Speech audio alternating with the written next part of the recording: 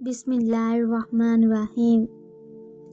حضرت ابراہیم کرمانی رحمۃ اللہ علیہ نے فرمایا ہے کہ خواب میں مردہ کے پیچھے جانا، اگر وہ پارسا ہے تو اس کی راہ اختیار کرے گا، اور اگر فاسق ہے تو اس کی راہ اور عادت پکڑے گا۔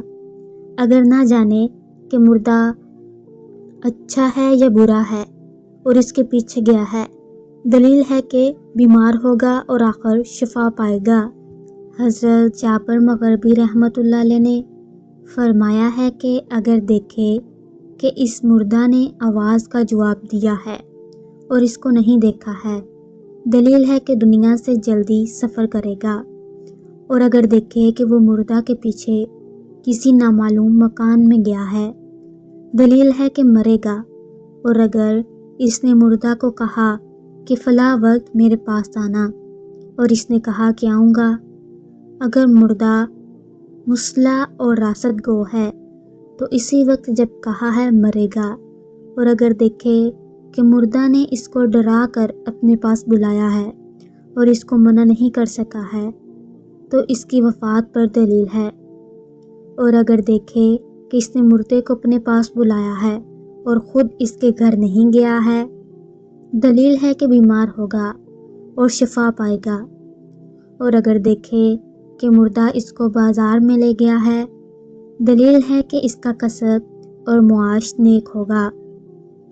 حضرت اسماعیل بن اشعث رحمۃ اللہ علیہ نے فرمایا ہے، اگر کوئی اپنے آپ کو مردوں کے درمیان دیکھے، دلیل ہے کہ نیک باتوں کا امر کرے گا اور بری باتوں سے روکے گا، اور لوگ اس کی بات نہ سنیں گے۔ اور اگر دیکھے کہ اس مردہ کے ساتھ دوستی ہو گئی ہے، دلیل ہے کہ سفر کو جائے گا اور سفر میں دولت، اقبال، شادی اور خوشی کو پائے گا۔ اور اگر دیکھے کہ وہ مردوں کے درمیان ہے اور اس کے سوا اور کوئی بھی زندوں میں سے ان میں نہ تھا، دلیل ہے کہ فاسدین کے گروہ میں بیٹھے گا۔ اور اگر دیکھے کہ وہ بھی ان کی طرح مردہ ہے، دلیل ہے کہ اس کے دین میں بھی فساد ہے۔ حضرت جعفر صادق رحمۃ اللہ علیہ نے فرمایا ہے کہ اگر دیکھے کہ مردہ اس کی رہبری کرتا ہے، دلیل ہے کہ شریعت کا راستہ پائے گا۔ اور اگر دیکھے کہ مردہ اپنے آپ کو دھوتا ہے، دلیل ہے کہ اس کے خواہش نجات پائیں گے۔ اور اگر دیکھے کہ اس نے مردے کو زمین پر گھسیٹا ہے، دلیل ہے کہ حرام کی کمائی کرے گا اور بہت سا مال پائے گا۔ اور اگر دیکھے کہ وہ مردوں کو زندہ کرتا ہے، دلیل ہے کہ چمڑا رنگنے والوں کا کام کرے گا۔